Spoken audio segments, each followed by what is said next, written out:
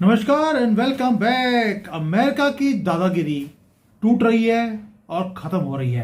पूरा world order वो change हो रहा है, वो शटर हो रहा है हमारे आंखों के सामने।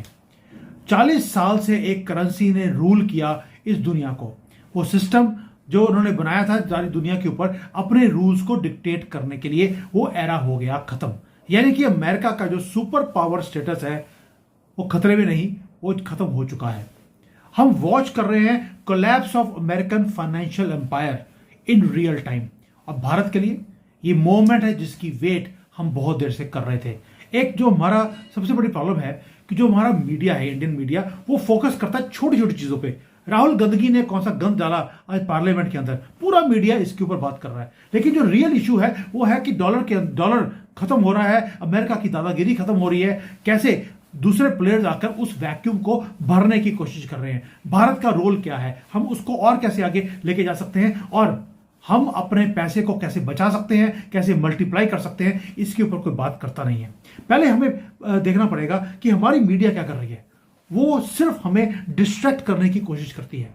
कभी वो हिंदू मुसलमान शुरू कर देंगे, कभी बीजेपी कांग्रेस शुरू कर देंगे, लेकिन रियल मुद्दे के ऊपर वो आते नहीं है। क्योंकि रियल जो मुद्दा है वो हो रहा है कि ग्लोबल फाइनेंशियल सिस्टम वो कोलैप्स हो रहा है हमारी आंखों के सामने। यूनाइटेड स्टेट्स लूज कर रहा है इस बैटल को। और ट्रुथ ये है, ये वो ट्रुथ है जो हमारा मीडिया नहीं बताएगा, कि अमेरिका सुपर पावर अपने आप को तोड़ता जा रहा है। वो अब एक कंट्री नहीं रहा। उसका रीजन है कि कंट्री के अंदर दो हिस्से हो चुके हैं। दोनों हिस्से एक दूसरे के साथ लड़ रहे हैं। मैं कोई डेमोक्रेट्स और रिपब्लिकन्स की बात नहीं कर रहा हूं। ये मुद्दा है किसी और का। ये मुद्दा है एक फाइनेंशियल अमेरिका है, दूसरा है जो नेशनलिस्ट अमेरिका है। दोनों में फर्क है। नाउ दोनों कर क्या रहे हैं? दोनों एक दूसरे से लड़ रहे हैं, दोनों अपने आप को आगे लेके जाने की कोशिश कर रहे हैं। मैं दोनों बताऊंगा कि है क्या। पहली बात आते हैं फाइनेंशियल अमेरिका। ये अमेरिका है जो वॉल स्ट्रीट चलाता है, जो ये बिग टेक कंपनी चलाती हैं। ये करते क्या है, ये लोगों ने पिछले 30-40 सालों में इन्होंने दबदबा बना के रखा। इवन की जो अमेरिकन प्रेसिडेंट है उसको भी हॉस्टेज बना के रखा। अमेरिकन प्रेसिडेंट को काम वैसे करना पड़ता है जैसे वॉल स्ट्रीट के लोग बोलते हैं। अब वॉल स्ट्रीट चाहता क्या है? वॉल स्ट्रीट का मतलब एक ही है कि मैं पैसे कैसे बनाऊं। उसके लिए उन्हें डॉलर को स्ट्रांग रखना पड़ता है। डॉलर को स्ट्रांग रखने के लिए वो गोल्ड को, सिल्वर को, ये जो कमोडिटीज है इनको सस्ते में रखती हैं ताकि डॉलर स्ट्रांग रहे। पहली बात। दूसरा, जब डॉलर स्ट्रांग होगा तो इंपोर्ट्स सस्ते हो जाते हैं, और ये जो लोग हैं इंपोर्ट सस्ता होगा तो अब सस्ते में लेके महंगे में बेचेंगे, पैसे बनते हैं। तो उसके बाद क्या, एक सर्कुलेशन कंट्री के अंदर शुरू होती है। They can borrow cheap money. इससे होता क्या है, जब चीप मनी आता है तो स्टॉक मार्केट और ऊपर जाती है। स्टॉक मार्केट ऊपर जाएगी तो ये सारे जितने भी स्टॉक मार्केट वाले हैं वो पैसे बनाते हैं।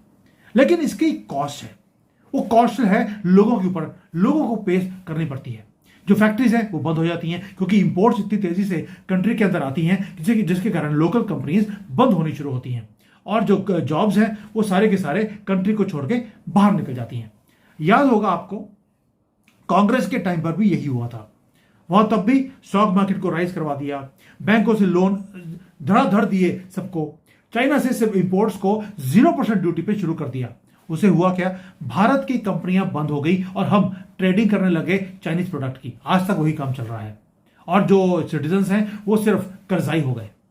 सेम चीज आज अमेरिका के अंदर है। अब दूसरा आते हैं, 2014 के बाद मोदी जी आए, उन्होंने वही काम किया जो आज ट्रंप कर रहे हैं। अब ट्रंप क्या कर रहे हैं? ट्रंप है सेकंड अमेरिका को रिप्रेजेंट करने वाले, जो कहते हैं कि प्रोडक्शन भारत में या अमेरिका में होनी चाहिए। मोदी जी ने बोला भारत में प्रोडक्शन होगा तो ही हम आगे जा सकते हैं। ट्रंप भी वही बोल रहे हैं। अब ट्रंप क्या बोलता है? वो कहता है कि अमेरिका को हर चीज को बिल्ड खुद करना पड़ेगा। अगर आपको राइज करवाना है तो आप चाइना के ऊपर या दूसरे कंट्रीज के ऊपर निर्भर नहीं रह सकते। लेकिन आज जो अमेरिका का वर्कर है, उनके जो फैक्ट्री वाले हैं वो सफोकेट हो रहे हैं। क्यों? उसको सफोकेट इसलिए हो रहे हैं क्योंकि जो पैसा है वो बड़ा अभी तक फ्रीली मिलता रहा, डॉलर बड़ा स्ट्रांग था। अब अगर आपको अपने कंट्री को आगे लेके जाना है, आपको डॉलर को वीक करना पड़ेगा। ये मैं इसलिए बता रहा हूं ताकि आपको पता लगे कि आगे जाके स्टॉक मार्केट में और गोल्ड में, सिल्वर में क्या होने वाला है। डॉलर को रखना है कि बेचना है। बहुत लोग मुझे ईमेल्स करते हैं कि सर हम डॉलर रखें कि बेच दें। मैंने तब भी बोला था 30-40% डॉलर को बेच दीजिए, बाकी को आप रखिए डॉलर में, आहिस्ता आहिस्ता इसको लिक्विडेट करते रहिए। डॉलर वीक होने वाला है, ये सर्वाइवल ऑफ अमेरिका है। और वीक डॉलर से होगा क्या? जब डॉलर वीक होगा तो इंपोर्ट्स महंगे हो जाएंगे, एक्सपोर्ट्स कंपैरेटिव हो जाएंगे, तो फैक्ट्रीज दोबारा से अमेरिका में वापस आनी शुरू होंगी। जो ये उथल पुथल आपको दिखती है पूरे मार्केट के अंदर, वो इसीलिए है क्योंकि डॉलर को ये वीक करने वाले हैं और वीक हो भी रहा है। इससे जो इंपोर्टेड गुड्स हैं वो एक्सपेंसिव हो जाएंगे। अब आपको एक्सपोर्ट करना अमेरिका के अंदर घाटे का सौदा होगा, इसलिए वो 18% का टैरिफ लगा रहा है।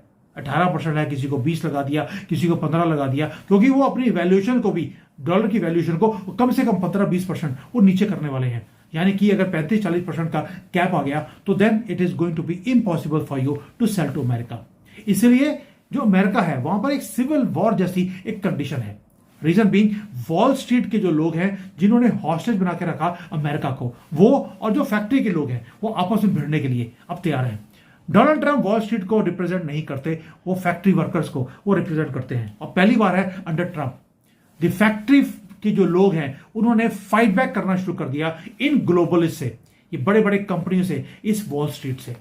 पेंडुलम शिफ्ट होना शुरू हो गया। अब आप देखिए, मोदी जी के आने के पहले भी यही कुछ था।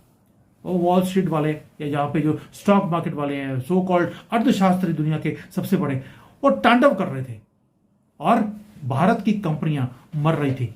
डॉलर 38-39 पे रखा हुआ था इन्होंने, और हो क्या रहा था, इंपोर्ट्स जानबूझ के रुपए को सस्ता रखा ताकि इंपोर्ट्स आते रहे। और आज क्या हो रहा है, हमने उसको पहले डिवैल्यू किया, डिवैल्यू करने के बाद डिसएडवांटेज दिया इंपोर्ट्स के ऊपर और हमारे एक्सपोर्ट्स ने बढ़ना भी शुरू हो गया। अब आज अमेरिका वही काम कर रहा है, पेंडुलम को शिफ्ट किया।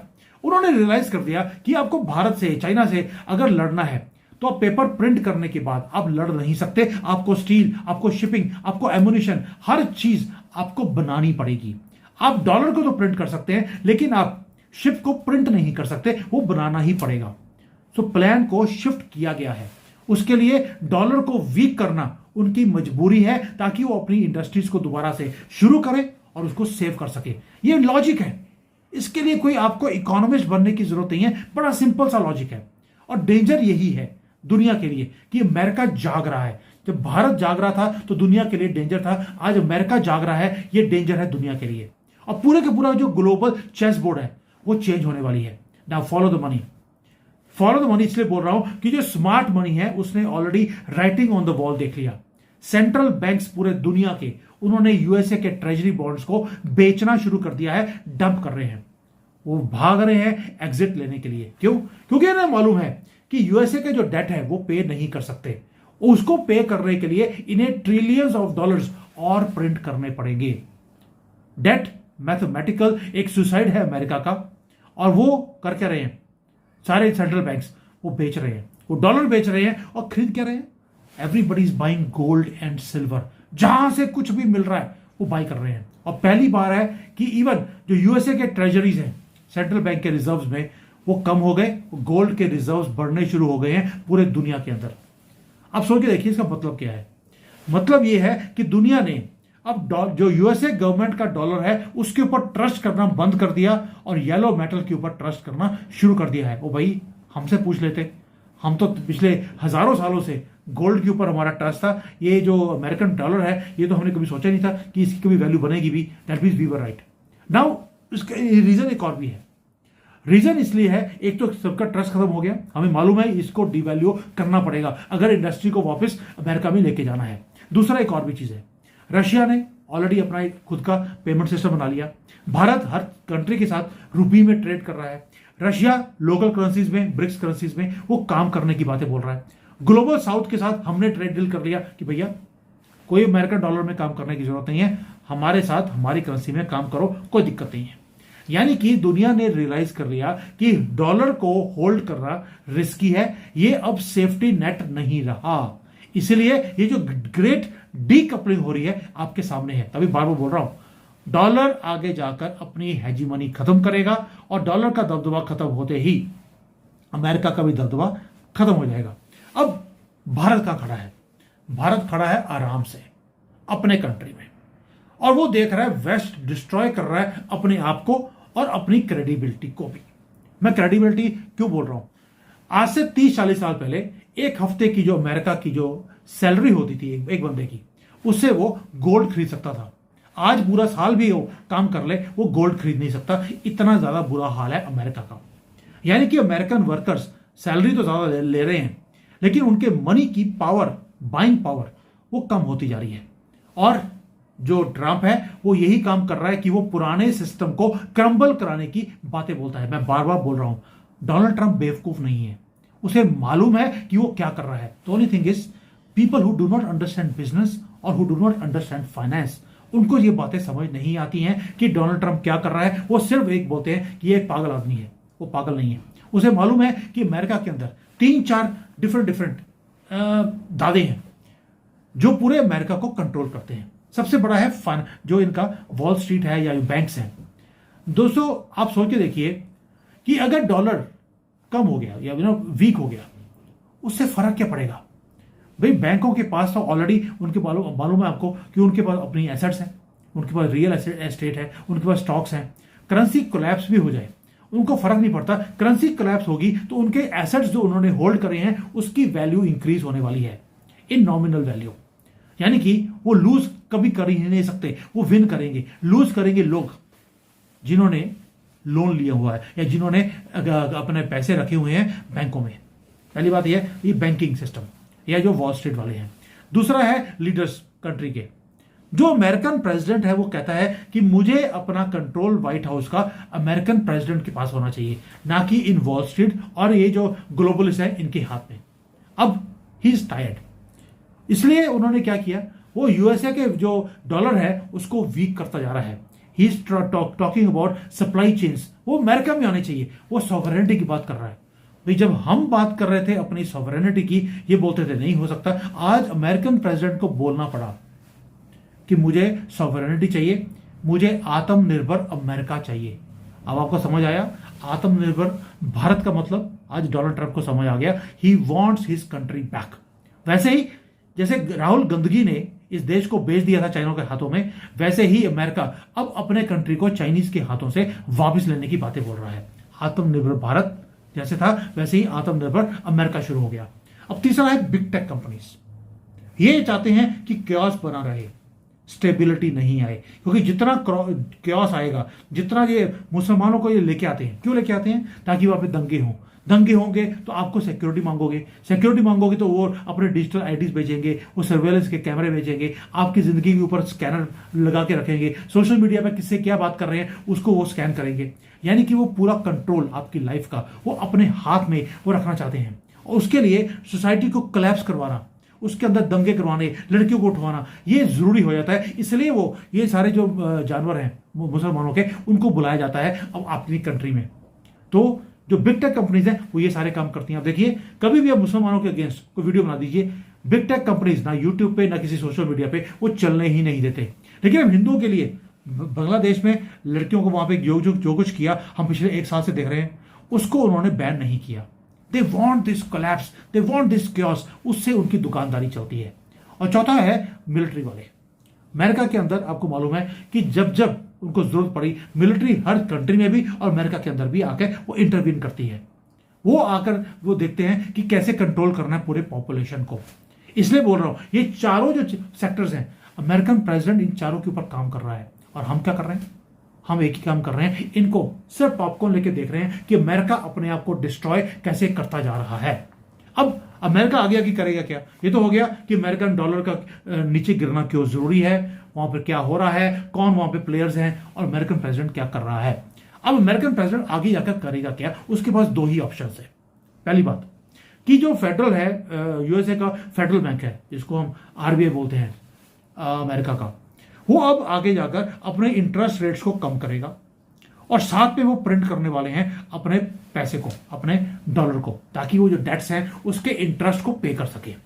उसके लिए डॉलर की वैल्यू को नीचे लेके आना वो जरूरी है। डॉलर नीचे आएगा भी आएगा। जब डॉलर नीचे आएगा तो जितनी एसेट्स हैं, यानी कि रियल एस्टेट है, गोल्ड है, बिटकॉइन है, सिल्वर है, कॉपर है, सबकी प्राइसेस बढ़ने वाली हैं। अगर आप इन एसेट्स को ओन करते हैं तो आप अमीर बनने वाले हैं। और अगर आप सोचते हैं कि मेरी तो सैलरी आ रही है, मेरे सेविंग अकाउंट में मेरी एफडी पड़ी है, तो आपकी कॉस्ट ऑफ लिविंग इतनी ज्यादा हाई होने वाली है, आप क्रश हो जाएंगे, आप पे ही नहीं कर पाएंगे। इसलिए बोल रहा हूं कि इन्फ्लेशन पहला रूल है। दूसरा बोलेंगे यार इन्फ्लेशन है तो दूसरा ये तो हो सकता है कि डिफ्लेशन हो जाए। कई लोग बोलते हैं कि अमेरिका डिफ्लेशन में जाने वाला है, नहीं जाएगा, क्योंकि उससे क्या होगा, जो कॉन्फिडेंस है दुनिया का अमेरिका के ऊपर और कंट्री के ऊपर, वो कोलैप्स हो जाएगा। कैपिटल जो पैसा मूव कर जाएगा यूएसए से बाहर, मार्केट्स क्रैश होनी शुरू हो जाएंगी, पूरा का पूरा सिस्टम को रीसेट करना पड़ेगा। और ये बात कभी भी कोई भी प्रेसिडेंट या प्राइम मिनिस्टर नहीं ले सकता। इसलिए इन्फ्लेशन ही बढ़ाने वाले हैं अमेरिका के अंदर, चीजें बहुत महंगी होने वाली हैं वहां पर। ऑलरेडी मेरा अंदाजा है कि इस साल में आपको 10%, 9-10% के ऊपर जो चीजें हैं, इन्फ्लेशन है, वो बढ़ने वाला है अमेरिका के अंदर। They will inflate the debt away. मैंने कल भी वीडियो बनाया था कि डोनाल्ड ट्रंप पागल नहीं है, उसे मालूम है वो क्या कर रहा है, वो डेट पे नहीं कर पाएगा, वो इनडायरेक्ट टैक्स लगा रहा है लोगों के ऊपर डॉलर की वैल्यू को कम करके। ये थोड़ा टेक्निकल चीज है पर बड़े सिंपल वे में मैंने आपको समझा दिया। वो सैक्रिफाइस करेंगे अपने करेंसी की वैल्यू को ताकि उनके कंट्री चलती रहे। इसको बोलते हैं हम के शेप्ड फ्यूचर, जहां पर होगा क्या कि जिन लोगों ने एसेट्स खरीदी हुई हैं वो तो राज करेंगे, दे विल बिकम रिचर, और जो वर्कर्स हैं वो गिरते जाएंगे के में से। इसको बोलते हैं के शेप्ड फ्यूचर इन इकोनॉमिक्स। अब ये हो गया कि क्या होने वाला है। दोस्तों एक चीज मैं बता रहा हूं आपको, ये जो आप देखते हैं कि डोनाल्ड ट्रंप ने ये ट्वीट कर दिया, वो कर दिया, ये डिस्ट्रैक्शंस हैं, ये पॉलिटिकल थिएटर है। इसके ऊपर अपना टाइम वेस्ट मत करो कि डोनाल्ड ट्रंप ने क्या बोल दिया, क्या कर दिया, नॉट इंपॉर्टेंट। मैं सिर्फ फॉलो द मनी करता हूं, और जितनी मेरी वीडियोस हैं आपने देखा होगा, मैं वॉच करता हूं कि बॉन्ड मार्केट कैसे रिएक्ट कर रही है, डेट मार्केट कैसे रिएक्ट कर रही है, डॉलर की प्राइसेस कैसे ऊपर नीचे जा रही हैं, गोल्ड सिल्वर कैसे जा रहा है, जो बड़े बिग टेक कंपनीज हैं वो पैसा कहां पे शिफ्ट करके कौन सी कंट्री में लेके जा रही हैं। मैं फॉलो द मनी करता हूं टू द लास्ट सेकंड। मैं हर टाइम देखता हूं पैसा कहां पे मूव हो रहा है। ग्लोबल ऑर्डर हमारे आंखों के सामने वो मूव होता हुआ दिखाई देता है। डॉलर जो डोमिनेशन था उसका, पूरी दुनिया के दबदबा था, वो खत्म हो रहा है। मल्टीपोलर वर्ल्ड है और करेंसीज अब सामने आएंगी। डॉलर के सामने युआन नहीं चल सकता, रुपया नहीं चलेगा, वहां पे ब्रिक्स की करेंसी आने वाली है, यानी कि नई रिजर्व करेंसीज अब सामने आएंगी। शी जिनपिंग ने कल अनाउंस कर दिया ही वांट्स कि yuan should be the new reserve currency of the world. Yuan के ऊपर ट्रस्ट नहीं है, लेकिन इन्होंने जो पिछले 10 सालों में कंट्रीज को अपने नीचे दबा के रखा, डेट ट्रैप में फंसाया, अब उन 60-70 कंट्रीज में ये अपने युआन को चलाने वाले हैं ताकि ये रिजर्व करेंसी बननी शुरू हो जाए। इस राह के ऊपर चाइना ने चलना शुरू कर दिया। नया दादा आने वाला है, वो भारत के लिए अच्छी न्यूज नहीं है, बट उसके लिए हमें अपने आप को प्रिपेयर करना पड़ेगा। अब करना क्या है? करना एक ही चीज है, भारत को भी, जो आज अमेरिका कर रहा है भारत ऑलरेडी कर रहा है। अब हमें अपनी प्रोडक्शन को और ज्यादा इंक्रीज करना पड़ेगा। इसलिए इस बार बजट में प्रोडक्शन को इंक्रीज कैसे करना है, कौन से सेक्टर्स को आगे लेके जाना है, कहां पे हमने 21 साल के लिए आगे हमने टैक्स फ्री, हमने लोगों को बोल दिया आइए भारत में प्रोड्यूस कीजिए, भारत में डाटा सेंटर लगाइए, यहां पे ड्रोन्स बनाइए। हमने कोई चीज छोड़ी नहीं है, क्योंकि अब हमें पता है कि अब हमें पेपर प्रोमिस की बजाय अब हमें हार्ड काम करने पड़ेंगे, हार्ड एसेट्स पे अब हमें काम करना पड़ेगा। वेस्ट वही प्ले कर रहा है गेम जो वो पहले करता रहा, म्यूजिकल गेम की, लेकिन वो म्यूजिक अब बंद होने वाला है। अब इंडिया के पास क्या है? इंडिया के पास झोला है, झोले में डॉलर पड़े हैं और झोला खाली करना पड़ेगा, डॉलर बेचने पड़ेंगे और उसके बाद गोल्ड सिल्वर खरीदना पड़ेगा, और प्लस हमें मैन्युफैक्चरिंग इंक्रीज करनी पड़ेगी। We have to produce.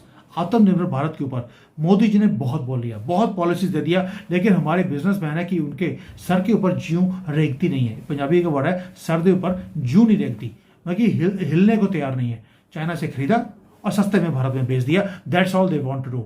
They have to understand west का फाइनेंशियल जो डोमिनेंस के फॉर्मूले को आप यूज करते रहे कि वो भी इंपोर्ट करके पैसे बना रहे हैं, हम भी वही काम करेंगे। आज उसी कारण आज वेस्ट उसकी जो है खत्म हो रहा है। डॉलर जो किंग था अब किंग नहीं रहा। और आपको मालूम है कि जो फिएट करेंसीज होती हैं उनकी कवर एंड में जाकर वो खुदती है, और जो अमेरिका की फिएट करेंसी है उसकी भी कवर खुद चुकी है, वो कवर में जाने वाला है। So please don't be distracted, don't be complacent. जाइए अपने पैसे को यूज कीजिए, एसेट्स को खरीदना शुरू कीजिए, अंडरस्टैंड कीजिए ये गेम क्या है। मैं हर रोज आपके लिए ये वीडियोस बनाता हूं, please watch the money, follow the money. और जब आप फॉलो करना शुरू करेंगे आपको समझ आएगा कि क्या हो रहा है। मैं कोई फ्यूचर देखने वाला बंदा नहीं हूं, सिंपल एक फाइनेंस का आदमी हूं जो मैं देखता है कि यार चीजें कैसे मूव कर रही हैं, और ये मेरा बिजनेस है।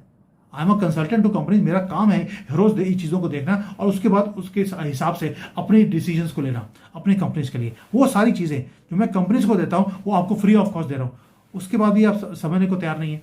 So please, this is a movement for Bharat, understand this, enjoy this. Instead of गालियाँ निकालने के ये मोदी क्या कर रहे हैं, मोदी को क्या पता है कि ये बजट कैसे बनाते हैं। भैया वो कंट्री चला रहे हैं पिछले 10 साल से, और जो हमारा बजट 17 लाख करोड़ का होता था आज वो 50 लाख करोड़ को क्रॉस कर गया है। अभी भी आपको लगता है कि 3 गुना ज़्यादा हमने 10 साल में कर लिया, इसके बाद भी आपको लगता है कि बंदे को पता नहीं है कि एक कंट्री को चलाना कैसे है। तो मुझे लगता है कि थोड़ा सा पप्पू को फॉलो करना बंद कर दीजिए। थैंक यू, जय हिंद, वंदे मातरम।